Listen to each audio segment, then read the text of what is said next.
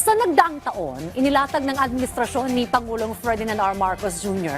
ang magkakaugnay na hakbang na naglalayong patatagin ang pamahalaan at itaas ang antas ng pamumuhay ng mga Pilipino mula sa iba't ibang sektor. Nangingibabaw ang pamumunong may pananagutan at malinaw na direksyon. Yan ang ulat ni Kenneth Pasyente.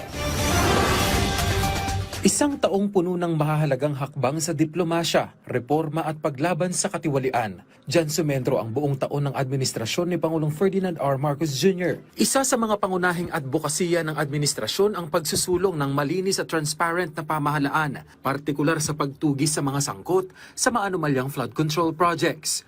Sa kanyang ika-4 na State of the Nation Address noong July 28, mariing kinundina ng Pangulo ang katiwalian at nanawagan ng pananagutan.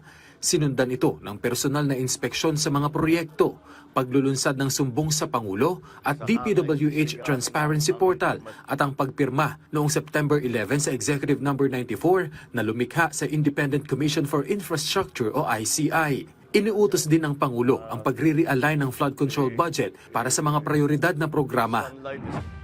Aktibo rin ang Pangulo sa pamumuno sa disaster response matapos ang sunod-sunod na kalamidad, kabilang ang mga bagyong Nando, Opong, Tino at Super Typhoon Uwan, pati ang malalakas na lindol sa Cebu at Davao Oriental. Personal niyang binisita ang mga apektadong lugar at noong November 6 ay nagdeklara ng isang taong state of national calamity. Inilunsad din ang Oplan kontrabaha sa Metro Manila, Cebu at Bacolod. Sa sektor ng kalusugan, higit 1 milyong Pilipino ang nakinabang sa Zero Balance Billing Policy at pinalawak na benepisyo ng PhilHealth, katuwang ang Yakap Health Caravans at Bukas Centers. Sa edukasyon naman, isinulong ang Expanded Tertiary Education Equivalency and Accreditation Program bilang batas, reforma sa K-12, Early Childhood Care and Development System Act, dagdag na teaching posts, at pinalawak na Unifast Assistance kasama ang transport discounts para sa mga mag-aaral. Pinagtibay din ang social protection at food security sa pamamagitan ng pinalawak na 4Ps, SSS Pension Reforms, Action Fund para sa OFWs at mga programang tumutulong sa mga magsasaka tulad ng fertilizer distribution, makinarya at benteng bigas meron na. Pinabilis din ang digital transformation sa pamamagitan ng eGovPH Super App at Serbisyo Hub sa San Juan, free Wi-Fi for all at mas pinaigting na cybersecurity.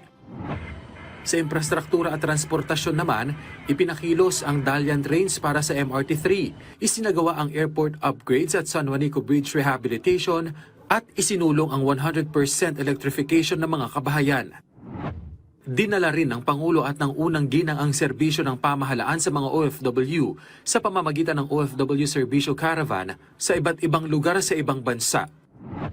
Sa usapin ng kapayapaan at kaayusan, pinalakas ang AFP at PNP.